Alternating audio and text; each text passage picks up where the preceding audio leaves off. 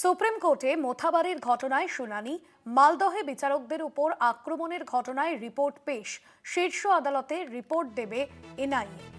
মালদার মোথাবাড়ি কাণ্ডে সুপ্রিম কোর্টে মোথাবাড়ি ঘটনায় শুনানি, মালদহে বিচারকদের উপর আক্রমণের ঘটনার রিপোর্ট পেশ, শীর্ষ আদালতে রিপোর্ট দেবে এনআইএ।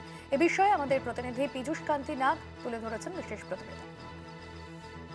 মালদহের মোথাবাড়ির ঘটনায় বিচারকদের আটকে রাখার সংক্রান্ত বিষয়ে সুপ্রিম কোর্ট স্বতঃপ্রণোদিত মামলা দায়ের করেছে। যে মামলার শুনানি হবে আজ প্রধান বিচারপতি সূর্যকান্ত, বিচারপতি জয়মাল্য বাগচি এবং বিচারপতি এম পাঞ্চলির বেঞ্চে।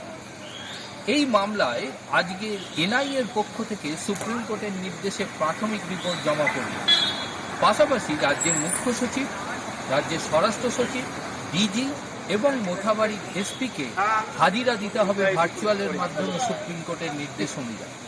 শুধু তাই নয়, কেন এই সমস্ত অফিসারদের বিরুদ্ধে শোকজ রুল জারি হবে না সে বিষয়েও কিন্তু তাদের জানাতে হবে সুপ্রিম কোর্টের কাছে। এনআইএর রিপোর্ট দেখার পরই সুপ্রিম কোর্টের প্রধান বিচারপতির নেতৃত্বে 3 বিচারপতির বেঞ্চ তার পরবর্তী সিদ্ধান্ত গ্রহণ করবে।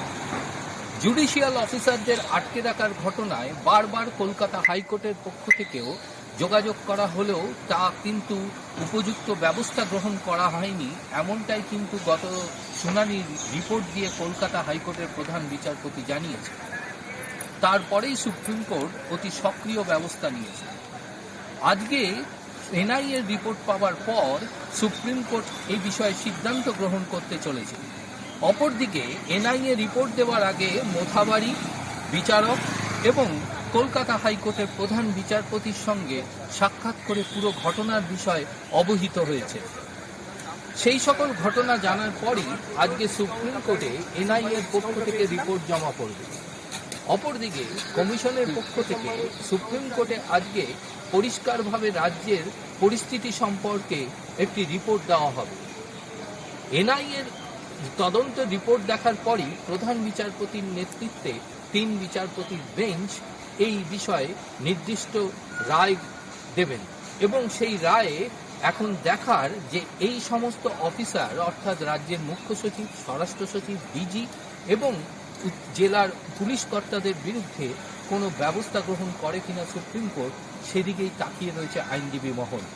বিকেল 4টে এই সংক্রান্ত মামলার শুনানি গ্রহণ করবেন প্রধান বিচারপতি সূর্যকান্ত, বিচারপতি জয়মাল্য বাগচি এবং বিচারপতি এম পাঞ্চলির 3 বিচারপতির বেঞ্চ।